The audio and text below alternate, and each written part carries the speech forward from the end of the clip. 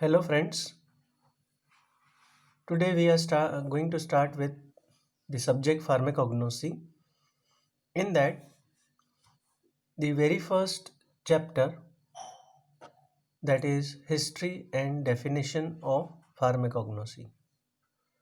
Now you are already aware and you are knowing about all six subjects. So before starting with the topic, I'll again remind you that you have to complete notes after every lecture, and you have to make separate six registers for six subjects. And I have also given you the idea about the syllabus of pharmacognosy and other subject that we are going to cover, that is health education. So today we are going to start with first chapter in pharmacognosy subject, that is history and definition of pharmacognosy.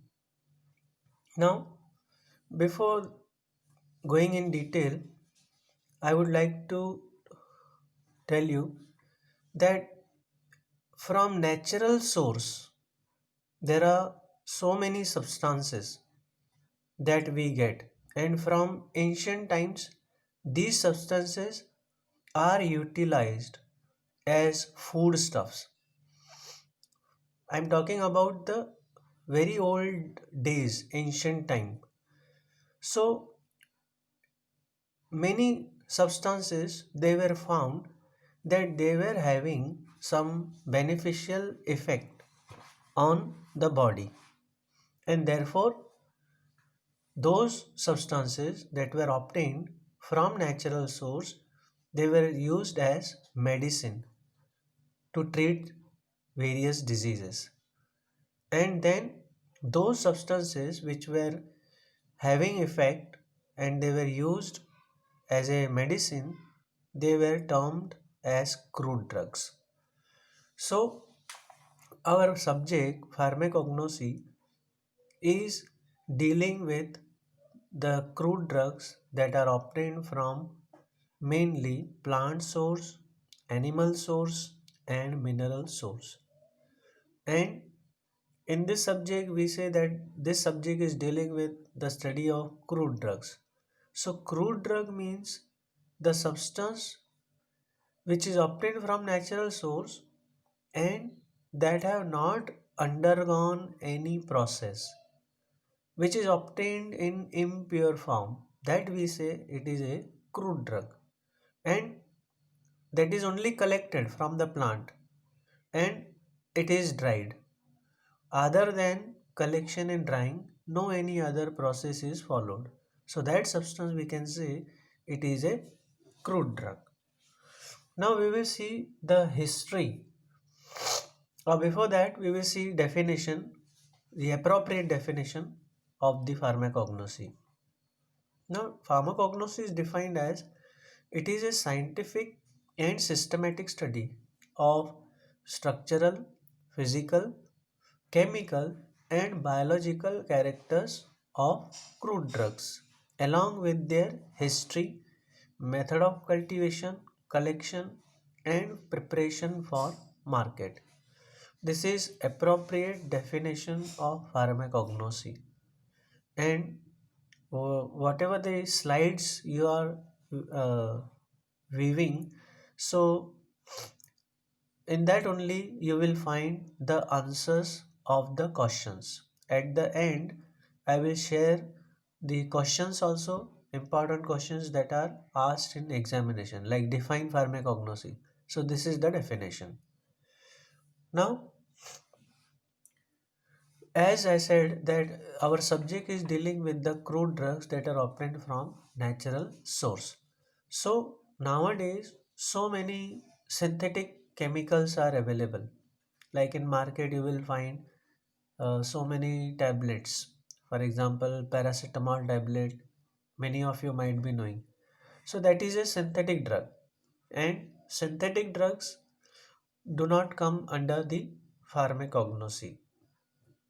And now, as the science has developed and newer technologies are there, so there are so many chemicals which were first obtained from plant source, from animal source. but now presently they are synthesized in lab.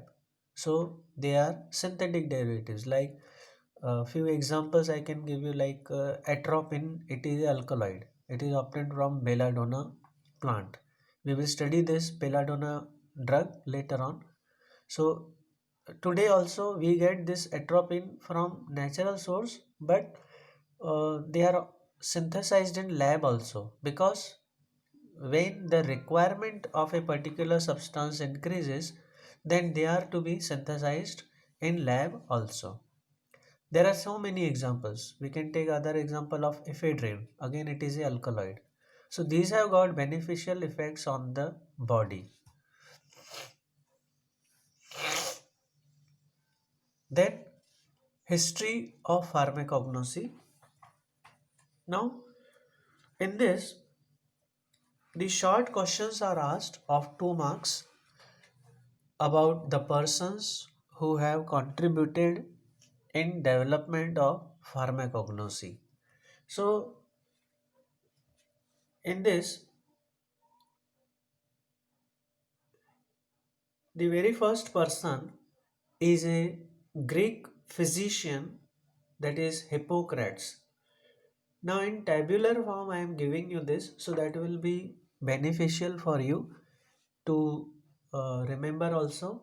And as the short question is asked on these persons only, so only one or two persons regarding those the question can be asked, like write about Aristotle, write about Hippocrates, isn't it? So Hippocrates is a Greek physician, isn't it? And the period is 460 to 360 BC. BC AD, that you must know. BC, that is before Christ, before Jesus Christ. So in that period, this person, it is also known as father of medicine. If question is asked who is known as father of medicine, so the answer is Hippocrates, that is a Greek physician. He dealt with anatomy and physiology of human beings. Then the other person, renowned person, that is Aristotle. Period is 384 to 322 BC, and he carried out the studies on animal kingdom. Then Theophrastus, the period is 370 to 287. He carried out the work on plant kingdom. Then the other Greek physician, that is Dioscorides, in 78 AD, he described several plants of medicinal importance, and the work that he carried out, the name of that work is De Materia Medica.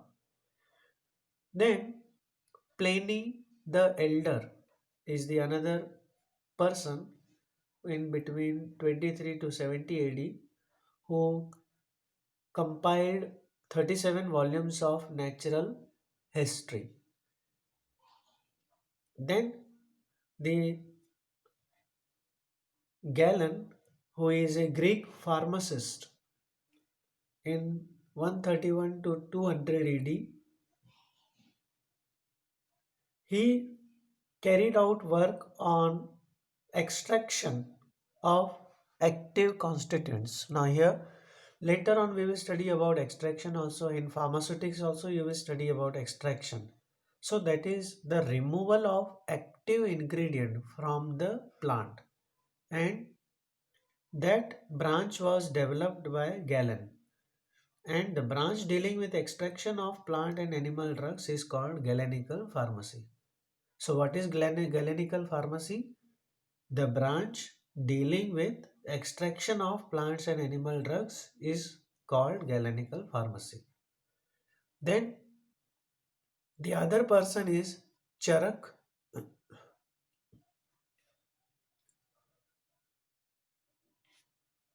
In 3500 BC, isn't it?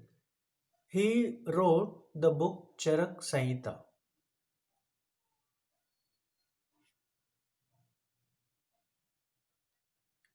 and the other is Shushruta, who again in this period only wrote Shushruta Samhita. Now, this work was done by both the persons, Charak and Shushruta, and they have contributed much more in development of Ayurveda also. Now, what is Ayurveda? That also we will see in various systems of medicines in today's lecture only. So, that is the history of pharmacognosy. Now, one more person who has contributed in pharmacognosy is the German scientist C.A. Sedler, who in 1815 wrote the book, and the name of the book was Analecta Pharmacognostica. In his work, he coined, he combined the term pharmacognosy. Now, how this name came to the subject pharmacognosy? So, this pharmacognosy is the combination of two Greek words, pharmakon meaning drug and gignosko meaning to acquire knowledge. So the meaning of pharmacognosy, if we see, is to acquire knowledge of drug, that is crude drug. Then before going in detail, I'll let you know in short about the important sources of crude drugs. So that earlier also I gave you the idea that whatever the crude drugs we are going to study in this subject, they are mainly obtained from three important sources: plant, that is we can call vegetable source also, animal, mineral, and some other sources are immunizing agents and pesticides. Now, plant source drugs, actually we are going to study 84 drugs. In the very first lecture I gave you idea about the subject. So in second part study of crude drugs, 84 drugs we are going to cover, which are obtained from these three important sources: plant, animal, and mineral. So a few examples of plant source drugs are like turmeric. Now, all these names you may find newer, and they are newer also, but some names you will find very familiar when I will tell you the meaning of these terms in Hindi. Like turmeric, if you know, it is haldi, halad, that is useful in at home also in cooking. So most of the crude drugs they are available at home also, and you will find easier the study of those drugs which are available at home. Other is fennel, body soap, then aloe, corford, then tulsi, all of you know, which is sacred holy basil, isn't it?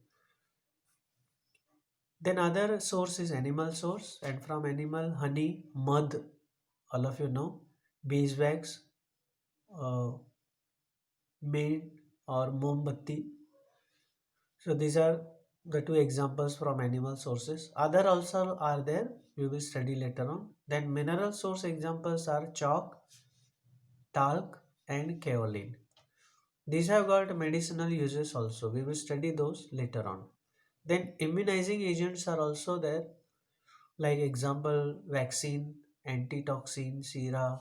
Vaccine meaning uh, what is say in Marathi, las.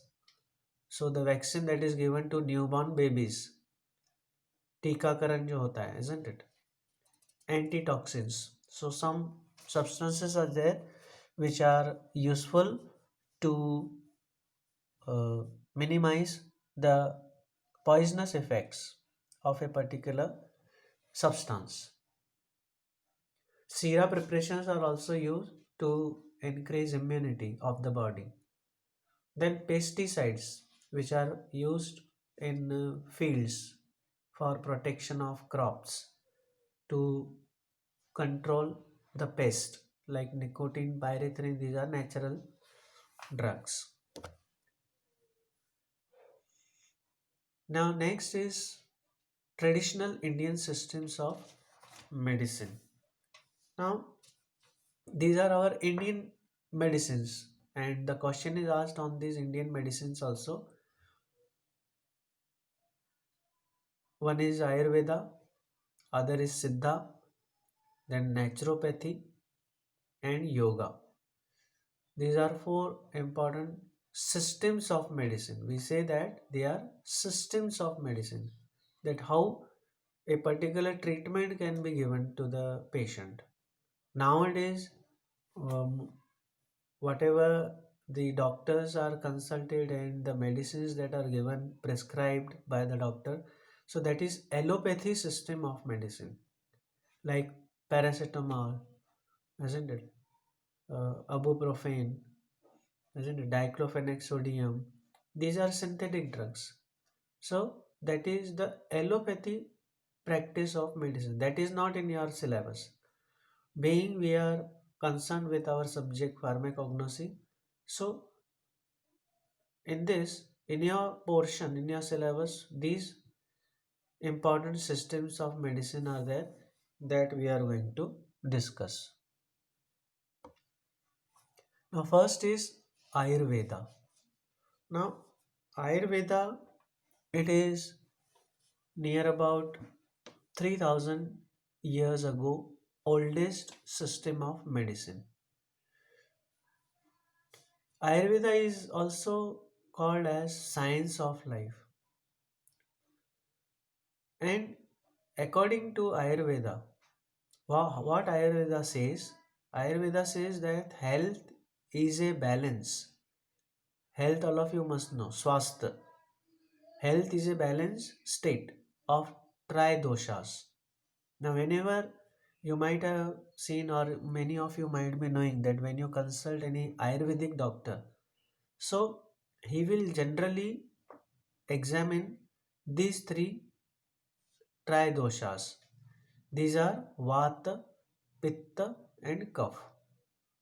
Now, these are tridoshas and they are controlled by five basic elements. Now, in whole universe, if we talk, so all the substances, even if our body is made up of five basic elements that I will tell you, and you many of you might be knowing also that Jal, Prithvi, Agni, Vayu, Akash. These are five basic elements, and these five basic elements they control these uh, tridoshas, that is Vata, Pitta, and Kapha. I have written also. You might be saying that Vata, that is controlled by Vayu and Akash, that is air and sky. Then Pitta, Pitta, that is formed in our body. So whatever we are eating, isn't it? So whatever food we eat, so that is getting digested. How it is getting digested? So whatever the enzymes, the acid that is secreted in the stomach, Agni, that is the third basic element, isn't it? Now when we are not hungry and still if we are eating, so that also can lead to indigestion. So whenever we eat, before that, feeling of hungerness is very important. That is third basic element, Agni. Kapha. Now formation of kapha, isn't it? Why the kapha is getting formed? So two basic elements. One, as I said, they are controlling this kapha. That is Prithvi, earth, and water, isn't it? So five basic elements, as I said, they are uh, present in the universe, and whatever the things are there, all things, living, non-living, everything, even our body, all animals, all plants, they are made up of these five basic elements, isn't it? So this is about the Ayurveda. As I said, it is the oldest system of medicine. It deals with preventive and curative aspect of life. This also we have to understand. Preventive and curative. Now, whatever allopathic medicines are there, you will see that they just suppress, isn't it? They suppress whatever the cause is there, but the curative properties are not there, isn't it? This you will understand later on as you will get the idea about all the subjects also. But Ayurveda, as I said, it has the power to prevent the disease also and to cure also from the root cause. It can be removed from the body. But by allopathy, the disease cannot be removed from the body. It will get only controlled. The underlying cause will remain in the body. Now, near about 800 recipes of natural drugs, they are derived from herbal, mineral, animal, and marine sources are given in Ayurveda. Now, these preparations are used in various forms. Now, as there are different formulations, now when you are not feeling well, when you consult doctor, so doctor will prescribe some medicines in the form of tablet, capsule, syrup, isn't it, or powder, isn't it? So similarly in Ayurveda also, whatever these formulations are there, so they are present in the form of decoction, infusion, juice extract, powder, pills. Pills meaning same as we say in our allopathy tablets. Bhasmas again, it is a form of powder, and medicated oils. So medicated oils are there, that means whatever the oils are there, in that some medicine is present, and when those oils are applied on the body or wherever it is required, so it will produce its effect. So if question is asked on Ayurveda system of medicine, this much description is sufficient. Next is Siddha system of medicine. This is also one of the important system. This is more oldest, most ancient herbal system of medicine. That means near about 7,000 years ago. Now, Siddha means what? First of all, you must know the meaning of the term Siddha. Siddha meaning Siddha Karne. You might be knowing in Marathi, isn't it? So that means achievement. The person who have achieved, isn't it? Those persons can provide this type of treatment. So Siddhas means what? They were some saintly persons, personalities who got that power, Siddha power, isn't it? We can say. So who attained proficiency in medicine. Now how those people, those persons got this proficiency? By the practice of bhakti and yoga. So by bhakti and yoga also, not only the person can keep himself or herself healthy, but he can also give that type of treatment to other people also. So this is also one of the most important system of medicine. Now, what is the principle of this Siddha? Siddha believes that all objects in universe are made up of five basic elements, namely earth, water, sky, fire, and air. So this, as I gave you description in Ayurveda, that Ayurveda is based on Tridosha theory, isn't it? Vata, Pitta, and Kapha. And Vata, Pitta, Kapha, and they are covered with five basic elements. So these elements, they are also here in Siddha system, that is earth, Prithvi, water, Jal, sky, Akash, fire, Agni, and air, Hava, Vayu. Now, the disease diagnosis or identification is also very important in this Siddha system.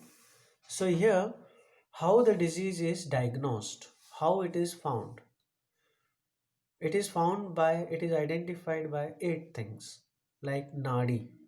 Nadi meaning pulse reading. Pulse is recorded. Most of the doctors you have might have seen, when you go to a doctor, so he will take pulse reading. Normally it is 72 per minute. Then dhwani, speech. So whenever some, say for example, when dull climate is there, when throat infection is there, so at that time you will find that there is change in the voice also, speech, dhwani. Twaka meaning tongue. So color of the tongue is another thing which is diagnosed. Then dhyam, that is overall body checkup in the sense the physical appearance of the body. Then Niram, that is the color. Then Malam, Malam meaning what? Ki it is a fecal matter. So in most of the diseases, the fecal matter means the stool sample, isn't it? You will, if many terms if you are not knowing, so on the net also if you are searching, you will get the meaning. So whatever the stool sample is there, fecal matter sample is there, that is also subjected for examination in most of the diseases of uh, gastrointestinal tract. Then mutram, that is urine. So in pathology lab, you know that when some diseases are there, so we have to go for pathological examination also of urine, blood, isn't it? Then vichy, that is eyes. So color of the eyes also is also diagnosed. So that is sufficient when if it is a question asked on Siddha system of medicine. Then naturopathy and yoga. Now this is also another important system, and question can be asked generally on this naturopathy and yoga. So naturopathy, as the word indicates, that through nature, we can say that by following laws of nature, the disease can be cured, or whatever some disorders are there in the body, so those can be corrected, isn't it? Now how? By following laws of nature, isn't it, the disease can be covered, or the disorders can be corrected. So here what is done is, the main concentration is on eating and living habits. Now in naturopathy, many things are important. The time when you are eating food, time of sleep, daytime sleep is avoided, isn't it? That means one has to wake up early in the morning, isn't it? So living habits in day to day, whatever the healthy lifestyle is there, so that lifestyle also can determine our healthful living. Then adoption of purificatory measures. Now in naturopathy, the purification of the body is done. Just like in very simple language, I will let you know that when our two wheelers, four wheelers vehicles are there, we go in garage, isn't it, or service center for servicing. Similarly, in that language only, I will tell you that the servicing of the body is done by naturopathy. Purificatory measures are carried out. Now how it is done? By use of hydrotherapy, mud packs are used, isn't it? Baths are taken, so steam bath may be there, dry bath may be there, isn't it? Tub bath may be there, and massage. So massage of the body. These are the important measures that are followed for naturopathy. Then yoga is also very old, as old as Ayurveda. And regarding yoga, many of you might be knowing also, and on various TV channels, Baba Ramdev, you might have observed how the various exercise are done, they are carried out. So various different types of exercises are there according to the disorder or disease that the person has. So this yoga exercise also improves our circulation of blood in the body. Then by breathing exercises, there are so many different kinds of breathing exercises. So by that, the sense organs are controlled. Then by these yoga exercises, it is helpful to improve social and personal behavior also. Automatically, there are changes in our behavior because when we follow naturopathy and yoga, so definitely we come very closer to the nature and we follow the rules of nature. Then induction of tranquility and serenity in the mind, isn't it? So what we say in Hindi, we can say prafullata, isn't it? We feel very much fresh by following this exercise and by following this yoga.